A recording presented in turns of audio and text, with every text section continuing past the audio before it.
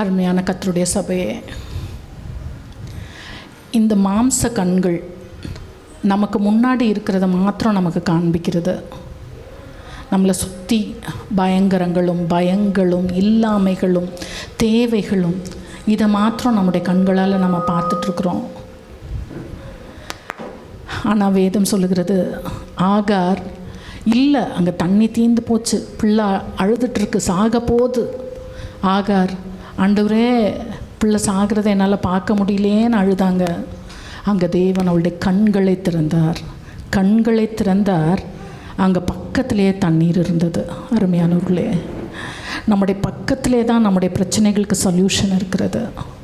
ஆனால் தேவன் நம் கண்களை திறக்கணும். நம்முடைய ஸ்பிரிச்சுவலைஸ், நம்முடைய ஆவிக்குரிய கண்களை தேவன் திறந்தார் என்றால் நம்முடைய சொல்யூஷன் பக்கத்திலே தான் இருக்குது. அருமையானவர்களே, அது மாதிரி எலிசாவுடைய வேலைக்காரன் சுற்றி இருக்கிற பிரச்சனைகளை அவனுடைய கண்களால் பார்க்க முடிஞ்சிச்சு. பிசாசு நம்மளை அப்படி தான் நம்மளை பயமுறுத்துவான்.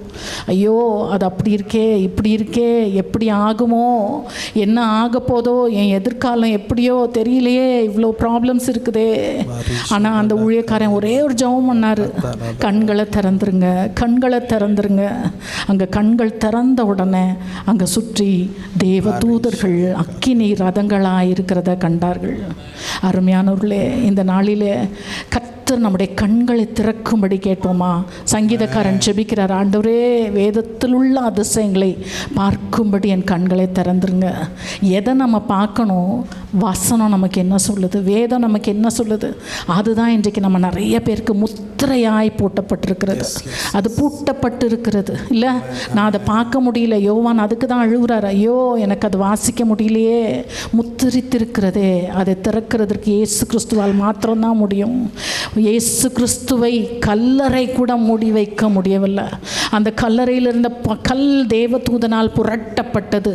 அருமையான தேவனுடைய பிள்ளைகளே, நம்முடைய கண்கள் திறந்து நம்முடைய கண்களால் பார்த்தோம் என்றால், ஆண்டவர் ஆபிரகாமுக்கு சொல்கிறாரு, கண்ணை ஏறிட்டு பார், நீ பார்க்குறதெல்லாம் நான் உனக்கு தருவேன்னார்.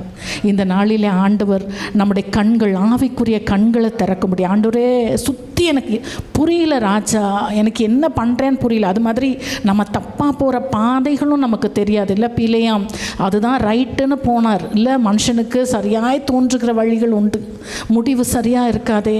ஆண்டவரே எங்களுடைய ஆவிக்குரிய கண்களை திறந்துருங்க ராஜா. ஆண்டவரே நீங்கள் எங்களுக்கு வைத்திருக்கிறவைகளை நாங்கள் கண்டு சுதந்திரித்துக்குள்ள.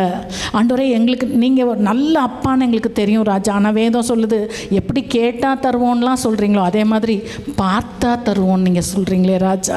கண்களை திறந்துருங்க ஆண்டவரே. வேதம் சொல்லுகிறது, இந்த உலகத்துக்கு உனக்கு வேண்டிய எல்லாம் எனக்கு தெரியும், நீ கேட்குறதுக்கு முன்னாடியே எனக்கு தெரியும், நான் அதை தருவேன். நீ என்ன தேடு, என் ராஜ்யத்துக்கு அடுத்தவைகளை தேடு. அன்று என்னுடைய வாழ்க்கை குறித்து நீங்கள் என்ன வச்சுருக்கிறீங்க, உங்களுடைய வசனம் என்ன வச்சுருக்கிறது, தேடுங்கள். கண்கள் திறக்கப்படட்டும். கர்த்தர் நிச்சயமாய் நம்ம சுதந்திரிக்க பண்ணுவார். அன்பு